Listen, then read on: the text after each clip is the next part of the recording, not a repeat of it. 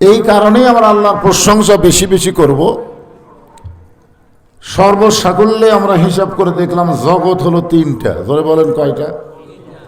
একটা হলো রুহের জগৎ, একটা হলো দুনিয়ার জগৎ, আর একটা হলো আখেরাতের জগৎ, যাকে আমরা বলি পরকাল। ইহকাল, পরকাল। আমরা এক জগতে ছিলাম, এক জগতে আসি, আর এক জগতে আমরা যাব। একটা হলো অতীত, একটা হলো বর্তমান, একটা হলো ভবিষ্যৎ। আমরা আল্লাহর প্রশংসা করার কারণ হলো অতীতের জগতে অর্থাৎ রুহের জগতে আল্লাহ আমাদের পক্ষে ছিল। বুঝতে পারেন নাই? এখানে আসার আগে আমরা যে জগতে ছিলাম ওই জগতে আল্লাহ আমাদের কি ছিল? পক্ষে থাকার কারণেই দুনিয়ার জগতে আল্লাহ আমাদেরকে মুসলমানের ঘরে কবুল করলেন। তাহলে দুই জগতে তো আল্লাহ আমাদের পক্ষে আছে। কি মনে হয়? রুহের জগতে আল্লাহ যদি পক্ষে না থাকতো তাহলে হিন্দু, বৌদ্ধ, খ্রিস্টানদের ঘরে আমাদের পাঠাইতো। কিন্তু আল্লাহ ওই সকল ঘরে না পাঠাইয়া সরাসরি আল্লাহ আমাদের মুসলমানের ঘরে কবুল করে এ কথা আল্লাহ জানায় দিলেন, ওমাইয়াবতাগি গায়রাল ইসলাম দীনান ফালাই ইউকবালা মিনহু। এই আয়াতের বাংলা অর্থ হলো ইসলাম ছাড়া অন্য কিছুকে কেউ যদি জীবন ব্যবস্থা ধর্ম হিসাবে গ্রহণ করে, আল্লাহ বলেছেন তাহা কখনোই কবুল করা হবে না। এ কথার দ্বারা আল্লাহ বুঝাইলেন আল্লাহর কাছে একমাত্র কবুলযোগ্য ধর্মের নাম কি? আরো জোরে বলেন কি নাম? তাহলে আল্লাহ আমাদের সেই ধর্মের ভিতরেই কিন্তু কবুল করেছেন। এখান থেকে বোঝা গেল দুনিয়াতে আল্লাহ আমাদের পক্ষে আছে। ঠিক কিনা বলেন? ধরেন একটা পরীক্ষায় 100 নাম্বার। কয়শো নাম্বার? 100 নাম্বার। তার মধ্যে রুহের জগতে আমরা 33 পাইছি। 33 যদি না পাইতাম দুনিয়ার জগতে আমরা মুসলমানের ঘরে জন্ম নিবার পারতাম না। জোরে এখন ঠিক কিনা? দুনিয়ার জগতে মুসলমানের ঘরে জন্ম নিয়ে আমরা আরো 33 পেলাম। তাহলে 100-র মধ্যে কত পাইছি? 66 পাইছি। আমরা কিন্তু ফেল হওয়ার কোনো সম্ভাবনা নাই।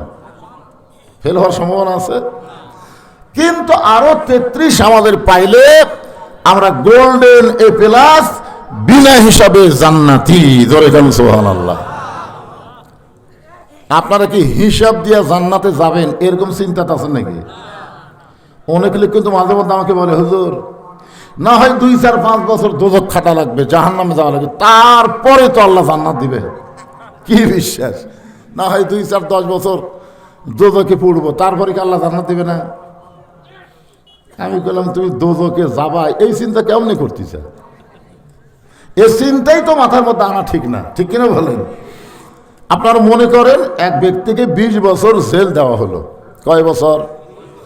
এখন লোকটা কান্দের বলে আমি 20 বছরে জেলখানায় কেমনে থাকবো, আমার বিবি আছে, বাচ্চা আছে, পরিবার আছে, এগুলো ছাড়া একা একা কেমনে থাকবো?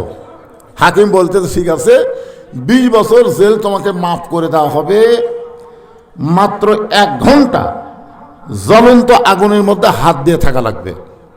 তুমি যদি 1 ঘন্টা আগুনের মধ্যে হাত দিয়ে থাকতে পারো তাহলে তোমার 20 বছর জেল মাফ। লোকটা চিন্তা করতেছে 1 ঘন্টা?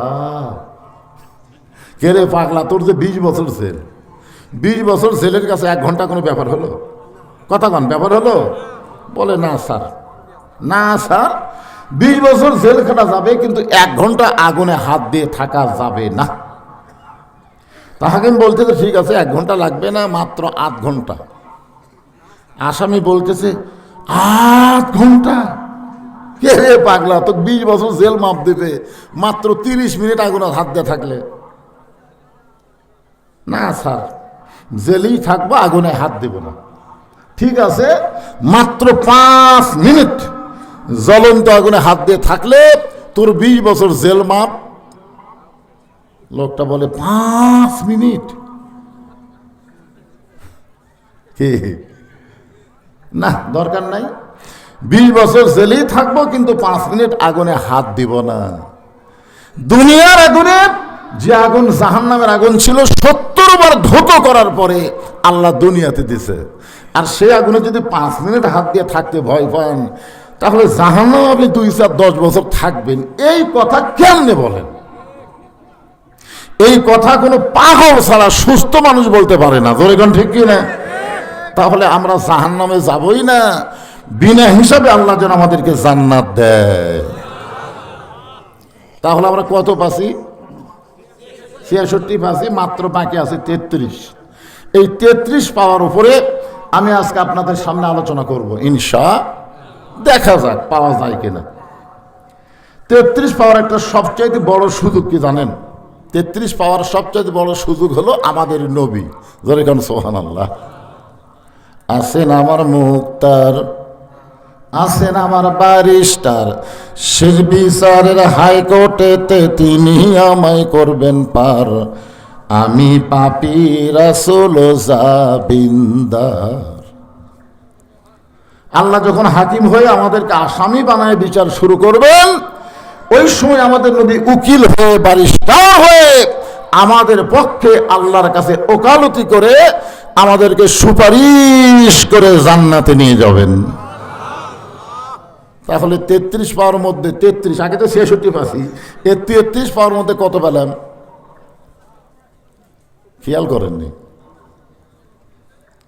আল্লাহ রাসূল বলেছেন, কোন ব্যক্তির সারা জীবন যদি পাপ করে আর মৃত্যুর সময় ঈমান নিয়ে যদি মরতে পারে, আমি রাসূল ওয়াদা দিলাম তাকে জান্নাতে প্রবেশ না করানো পর্যন্ত আমি নবী জান্নাতে প্রবেশ করব না। এখন বলেন তো কত সহজ হয়ে গেল? এটা হলো আমাদের ভাগ্য। সুবহানাল্লাহ বলেন। ভাগ্য করে আমরা একটা নবী পাইছি। তবে শুধু নবী না, আমরা দরুদের মধ্যে স্বীকার করলাম আল্লাহুম্মা সাল্লি আলা সাইয়্যিদিনা। আমাদের নবী শুধু নবী না, আমাদের নবী হলেন আমাদের নেতা। ধরে কেন আমাদের কি? সবাই বলেন আমাদের কি? নেতা।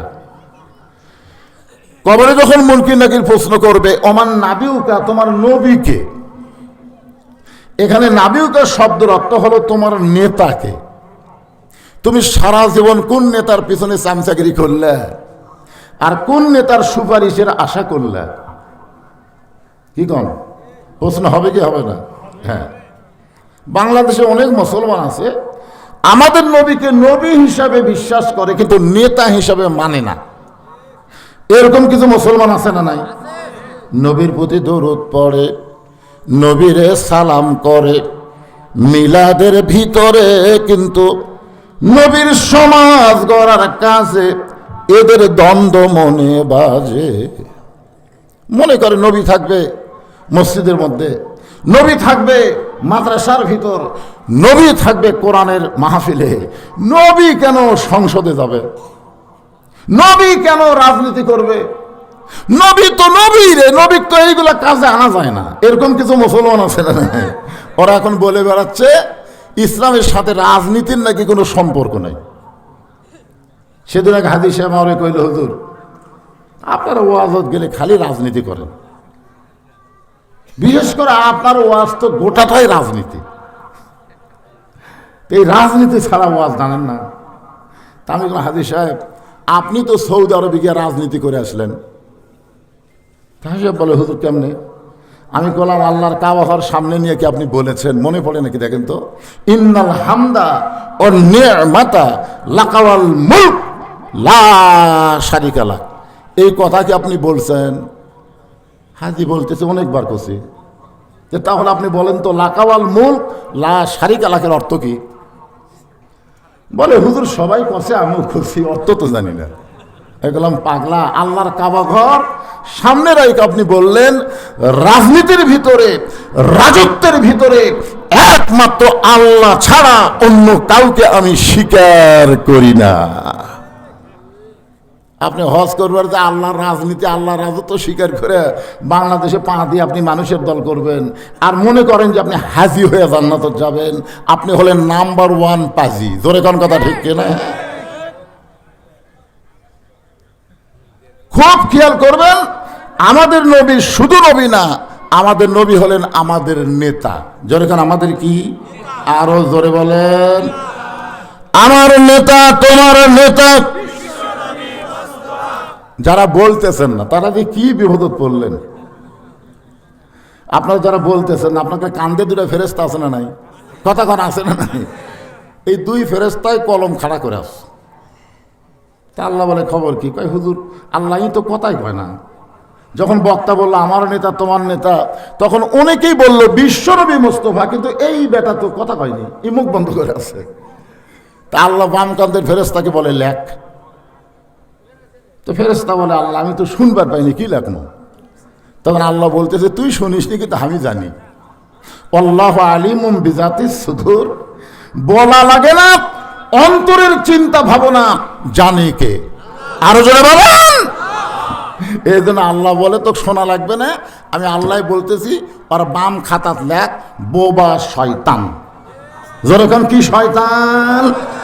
তো আপনার কি বোবা শয়তান হবেন না ভালো ইনসান হবেন? ইনসান মানে মানুষ। এই জন্যে